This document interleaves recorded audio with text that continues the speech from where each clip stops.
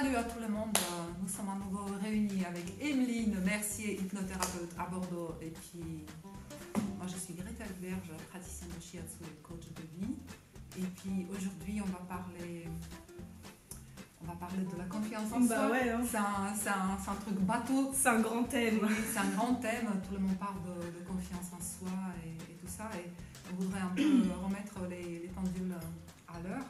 Parce qu'on a un peu discuté et puis on peut se rendre compte que la recherche de la confiance en soi, ça devient vraiment un terme médical aujourd'hui.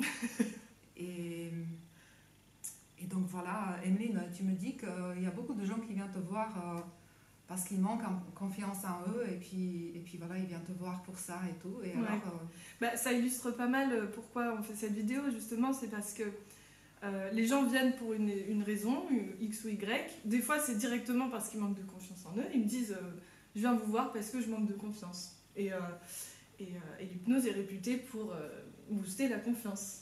ah bon? Et ouais, la PNL aussi, c'est des arguments de vente, entre guillemets. Mais c'est des outils qui peuvent être utiles pour se sentir bien, etc. Donc on confond un petit peu la confiance. Mais quelle que soit souvent la raison pour laquelle quelqu'un vient me voir, derrière il y a toujours la phrase mais non, mais j'y arrive pas, en plus je manque de confiance en moi, quoi. Donc comme je disais l'autre fois avec Greta, on a beaucoup parlé et elle m'a dit une phrase que maintenant j'utilise énormément en séance, qui était quand quelqu'un dit j'ai pas de confiance donc je peux pas faire ça, je lui dis bah si là je te donne la confiance, qu'est-ce que tu fais du coup, qu'est-ce que ça change? Et ça met très vite en perspective la personne en disant ah, et à partir de là, on peut avancer. Donc, qu'est-ce qu'il te faut, en fait, pour avancer? Parce que la confiance, comme tu dis, et là, tu vas en parler, de la fiancée con, c'est vraiment Enfin, c'est pas un objectif, en fait, en soi. C'est pas un but d'avoir confiance en soi. Oui, tout à fait. Je sais pas d'ailleurs pourquoi, peut-être tu as raison que ce mot confiance en soi, c'est vraiment un terme avec lequel on peut effectivement attirer les gens pour se faire aider, mais ça sera finalement pour leur expliquer ou pour se rendre compte que derrière cette recherche de confiance en soi, c'est des bullshit qu'on se rend compte, et puis derrière il y a des peurs, il y a peut-être même le manque de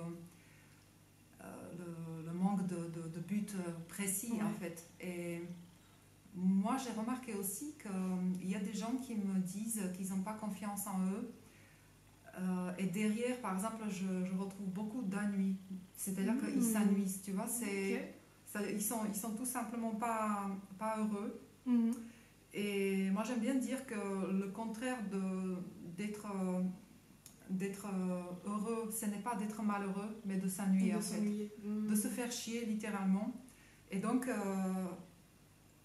ils se disent que, ils manquent en confiance en eux, quoi. C'est pour ça que ça avance pas. C'est le manque de confiance. Et c'est pour ça que quand tu poses cette question, ok, donc si je vous donne la confiance, qu'est-ce que vous feriez avec?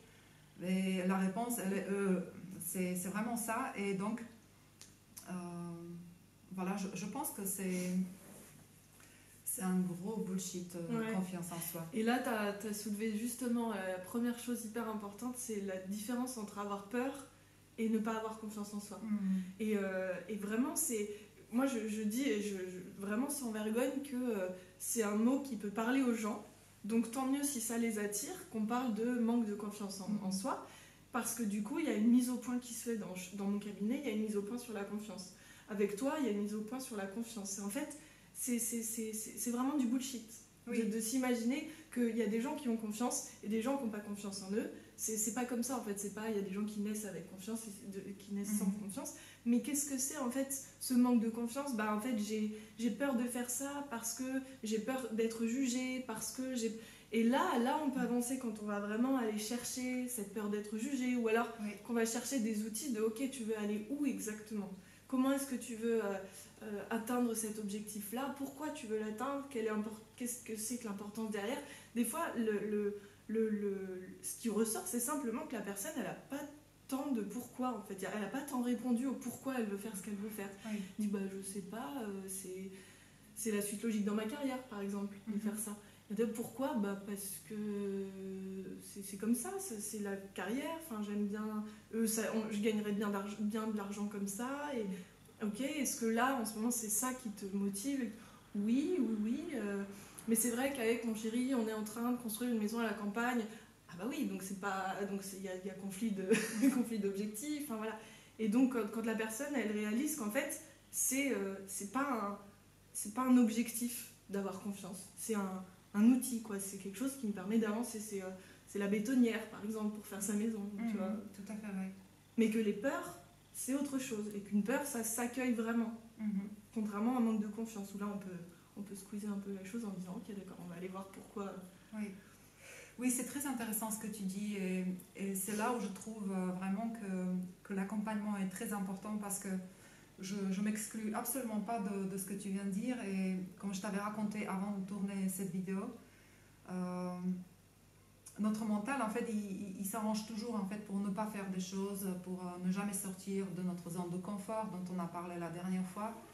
Et donc on met une étiquette comme quoi, voilà, j'ai pas confiance en moi, et donc voilà, je peux me bien porter dans cette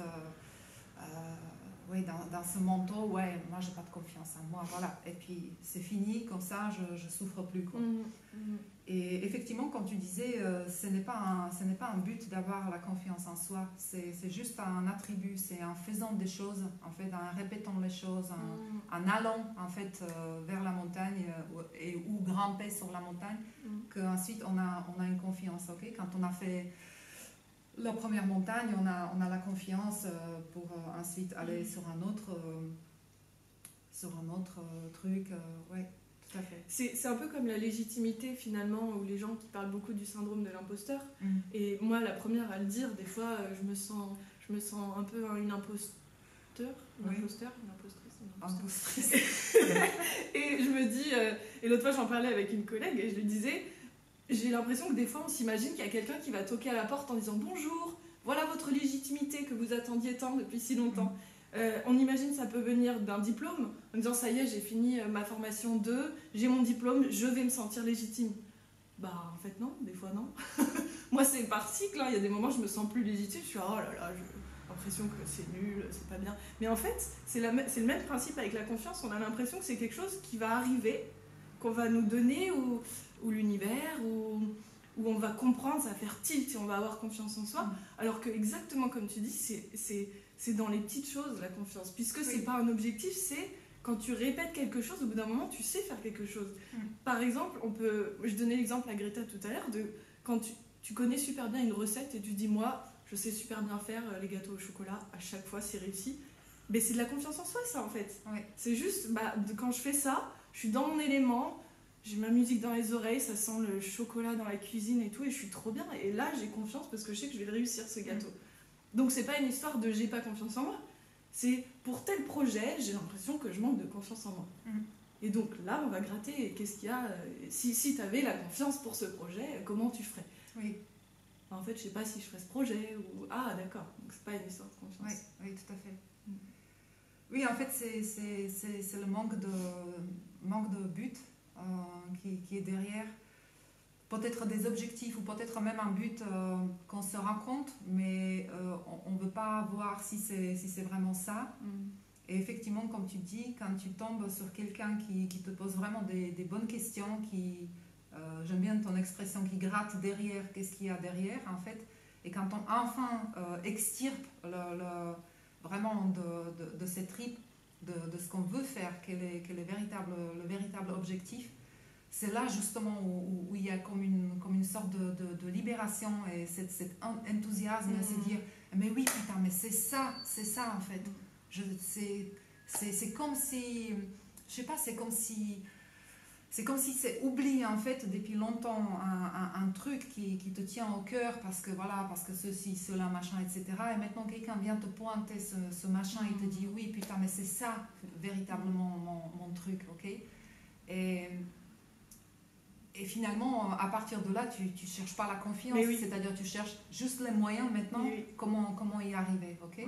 Et en y arrivant, en fait, tu as la confiance en toi parce que tu l'as fait. Donc oui, effectivement, attendre que la confiance en soi arrive ou quelqu'un te la donne. Et puis non, c'est une fausse route. Mais il y a quelque chose que tu disais tout à l'heure, je n'ai pas chopé vraiment le truc. Ce que je voulais dire, c'est qu'effectivement, derrière la recherche de confiance en soi, il peut y avoir en fait justement ce syndrome d'être jugé. En fait, c'est la peur d'être jugé par quelqu'un, en fait. Et c'est ça ce que les gens appellent manque de confiance. Ouais. Parce qu'en fait, derrière, il y a tout de suite en fait, un groupe de personnes qui regardent. Et puis, voilà, est-ce que tu as bien fait des choses ou pas? Et donc, en fait, il y a la peur de jugement. Oui, comme on a dit, en fait, d'une manière générale, ce n'est pas vraiment le manque de confiance en soi, mais c'est la peur. La peur du jugement, la peur de l'imposteur, la peur de ceci, de cela et tout. Mais moi, j'aime bien dire, comme je disais à Emeline, j'ai fait une vidéo il y a longtemps. C'était une vidéo que je tournais dans la Haute-Savoie. J'étais dans les montagnes, j'ai fait une randonnée, en fait. Et même cette année, j'ai fait une randonnée assez difficile. Et je disais dans cette vidéo que, voilà, moi je suis là. Maintenant, il faut traverser ce putain de montagne-là, cette roche-là, c'est absolument affreux. Et donc, je ne peux pas me dire qu'il faut que je trouve d'abord la confiance et puis ensuite je vais la traverser. Mais je vais la traverser, c'est-à-dire que je vais vers ça, en fait. Parce que dès qu'on se met en intermédiaire, c'est-à-dire une merde en plus dans notre problématique qui est « oui, mais il faut d'abord que je trouve la confiance en moi », bah, c'est terminé. Ouais. C'est pas la confiance qu'il faut chercher, c'est le but qu'il faut chercher. Voilà. Et comme tu dis, en fait, c'est beaucoup une histoire de se reconnecter. Alors, on n'arrête pas de dire pourquoi on veut faire quelque chose et pourquoi on dit qu'on manque de confiance pour faire cette chose. Mais comme tu dis, à partir du moment où tu te reconnectes, moi, c'est ce que je fais parce que je vais pas mentir. Moi aussi, ça m'arrive de me dire ah, merde, j'ai l'impression de manquer de confiance, quoi, à des moments. Et en fait, ma parade à ça, qui n'empêche pas mes peurs, c'est attends, je fais mon truc. Et après, je me soucierai du reste. C'est-à-dire que vraiment... par exemple, pour poster quelque chose sur les réseaux sociaux, la peur du jugement, pour moi, elle est présente, quoi. C'est clair de se dire, bon, ils vont me dire que, et voilà. Mais je me dis, attends, fais d'abord ce que tu veux poster, poste-le, et après, tu te poseras les questions de confiance et tout. Tout à fait. Et la plupart du temps, évidemment, une fois que tu as fait le truc, tu l'as fait, c'est bon, quoi. C'est passé. Et puis, en plus, poster après l'autre, comme n'importe quoi, ça donne un peu confiance. De se dire, ouais, bon, bah, ça va, je dis des choses... Personne m'insulte trop, me dit que je suis grosse et moche, les commentaires de base un peu. Et en fait, ça va, ça se passe plutôt bien. Mais c'est parce que au moment où je repars dans ma tête en me disant « Ouais, mais est-ce que franchement... » Ou alors légitimité, peut-être qu'il faudrait que j'arrive à dissocier ces deux dans nos discussions, la confiance et la légitimité. Mais il y a une voix qui vient me dire « T'es sûr que franchement, tu veux vraiment poster ça? Tu vas vraiment en parler comme ça ?» Et tout, je dis « Attends. Laisse-moi parler de ce que je veux parler, je vais le poster et après tu me poseras les questions. Est-ce que tu es sûre de... Parce que je pense que dans ton cas, en fait, quand tu réfléchis sur si tu vas publier un truc, si tu réfléchis en fait qui va penser quoi, comment ça va être pris, voilà, quels commentaires tu peux recevoir. En fait, derrière, il y a vraiment cette peur de jugement. Et finalement, ce que tu cherches, ce que tu appelles confiance en toi, c'est pas vraiment la recherche de confiance, c'est la recherche de jusqu'au où, si tu veux, tu vas supporter le truc. C'est-à-dire quel va être le seuil de ta tolérance par rapport à la souffrance éventuelle que tu vas éprouver si jamais tu dis quelque chose qui ne va pas plaire aux autres, en fait. Et ce que tu appelles la confiance, donc c'est effectivement cette capacité de supporter, en fait, quand quelqu'un, effectivement, va te dire, voilà, que ce que tu as posté, c'est pas bien, etc. Okay? Donc c'est très intéressant, en fait. Mais finalement, si tu nommes bien les choses, c'est-à-dire si tu mets vraiment les mots, en fait, sur les sensations ou sur des émotions et tout, bah, déjà, c'est un gros boulot, en fait. Oui, puis ça te permet d'exprimer des choses que tu as envie d'exprimer, d'avancer là où tu vas avancer, ou de chercher au moins, quoi. Que si tu dis bah non, j'ai pas confiance en moi, comme tu dis, tu mets ton manteau, tu t'installes sur le canapé et puis voilà, on n'en parle plus, quoi. Parce que ce qui est très drôle en fait, que quand tu regardes sur internet les définitions, tu vois,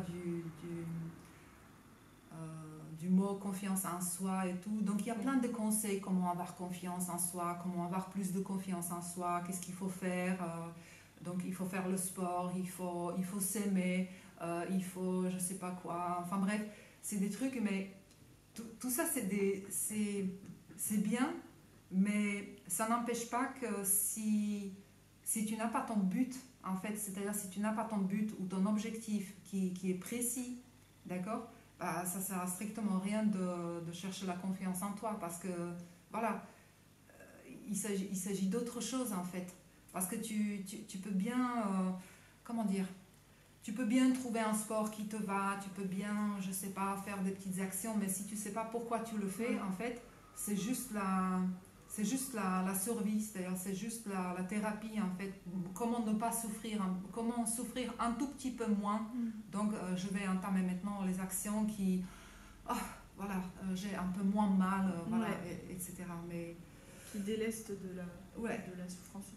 Oui, tout à fait. C'est même le but des gens qui vont suivre des thérapies, c'est juste se sentir un peu moins mal à l'aise. Okay, c'est-à-dire que c'est carrément parfois plutôt une recherche de la survie en fait uniquement. C'est-à-dire comment ne pas mourir. Donc je vais faire en fait une thérapie pour que ça pète pas trop, quoi, et que mon seuil de tolérance, voilà, qui me permet d'exister dans dans ce petit monde.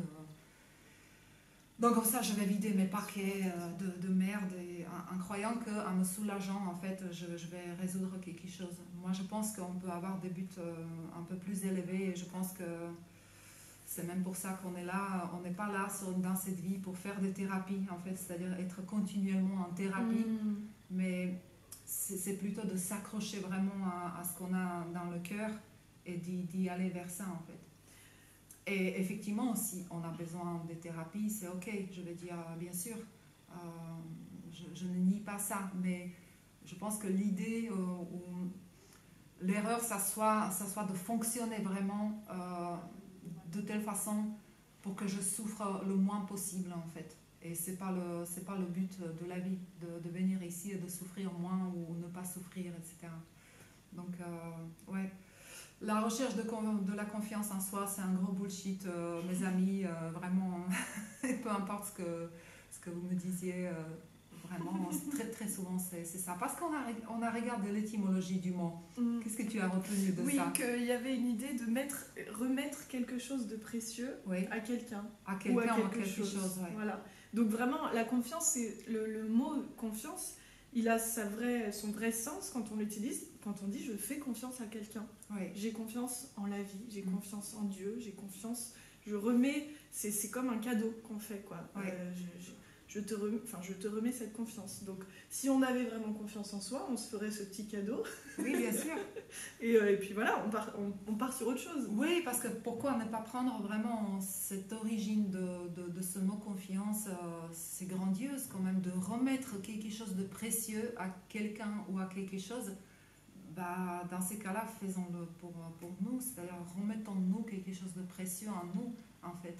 Comment on peut exiger d'avoir confiance en quelqu'un d'autre si on ne connaît même pas le contenu de ce quelque chose de précieux, en fait. C'est intéressant.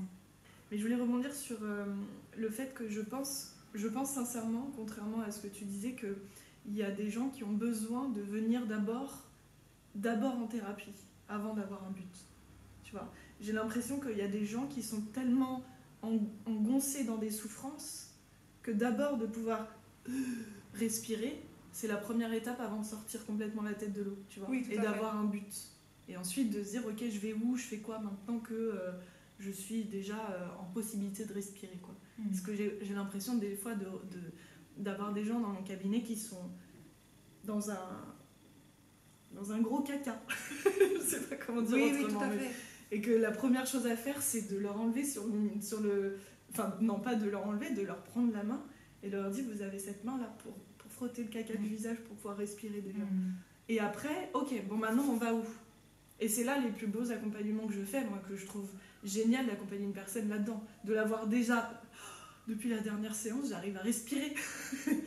Je suis très contente. Et après, ok, bah, j'ai très envie de faire ça, maintenant j'ai envie de me lancer là-dedans et tout. Là, c'est intéressant, tu vois ce que je veux dire? Oui, oui, tout à fait. Non, non, mais encore une fois, je ne suis pas du tout, je ne veux pas remettre en question de thérapie, mais c'est tellement difficile, c'est tout un thème en fait de ce que c'est la thérapie finalement. Ce que je voulais dire, c'est que moi personnellement, je me place pas en fait, tu vois, j'en ai marre d'être dans le monde thérapeutique, tu vois, parce que encore une fois, ce mot et même le principe de la thérapie est galvaudé en fait aujourd'hui. Ça se dit comme ça? Ouais. Ok. Et je comprends tout à fait que effectivement quelqu'un qui souffre, bah, d'abord il faut le sortir de l'eau, ok. Et ça lui enlèvera pas toutes ses souffrances, hein, parce qu'on souffre régulièrement. Enfin, la vie, il y a de la souffrance dans la vie. Oui, non, mais tout à fait. Non, mais moi, ma souffrance, si tu veux, c'est mon moteur. Ouais. C'est-à-dire qu'une souffrance, ça peut être une frustration, une souffrance, mais finalement, c'est ça qui nous drive, en fait. Mais ce que je voulais dire par rapport aux thérapies, c'est qu'il ne faut pas que le but soit juste, en fait, de souffrir moins, en fait, ou maintenir à un certain niveau. Ok, si c'est un moteur, c'est pour aller vers quelque chose, aller quelque part. Voilà, c'est ce que je voulais dire. Ok. Non, mais c'est super intéressant de toute façon. C'est vrai. Hein. Et par rapport à la confiance, juste, est-ce que par rapport à la vulnérabilité, je sais plus ce que tu disais tout à l'heure, mais ça m'intéresserait qu'on en parle. Que la confiance, c'était comme accepter. Donc, le principe d'avoir confiance en soi, caché derrière aussi une sorte de. Alors attends, j'ai noté même. Accepter sa vulnérabilité sur la base de considérations optimistes. C'était la... Oui, c'était la définition, que tu as sortie. Oui, tout à fait. C'était la définition de la confiance, du mot confiance. Et je trouvais ça intéressant parce que, encore une fois, on est dans, en fait, avoir confiance en soi, tout ce principe, c'est pas une question d'être fort dans tout, d'arriver à faire tout, de réussir tout ce qu'on... Voilà. Mais en fait, d'accepter notre humanité complètement. Et dans notre humanité, il y a une sacrée vulnérabilité, quoi. Je veux dire, rien que ça, notre corps dehors, là, on se prend une flèche dans la poitrine, je sais pas vous, mais moi, j'ai pas de pare-balles, bah, je me la prends, quoi. Donc on est vulnérable de base, il y a cette acceptation à faire. Et dans la confiance en soi, il y a quelque chose de l'ordre de oui, on est vulnérable, mais on va considérer qu'il y a des choses positives qui vont arriver, ben voilà. Et je sais plus ce que tu t'as dit tout à l'heure à ce propos. Oui, je disais que c'était l'étymologie du mot, en fait, de la confiance qui expliquait ça. C'est-à-dire que c'est quand je remets quelque chose de précieux... Ah oui, c'est ça, voilà. Quand je remets quelque chose de précieux, ça veut dire que c'est quelque chose aussi qui est vulnérable, c'est-à-dire quelque chose de précieux demande en fait une protection, donc ça veut dire par conséquence c'est quelque chose qui est vulnérable en fait. Qui est vulnérabilisant, un peu. Oui, tout à fait. Comme dans un couple où quand tu as confiance en l'autre, tu remets ce précieux trésor de confiance en l'autre, c'est vulnérabilisant.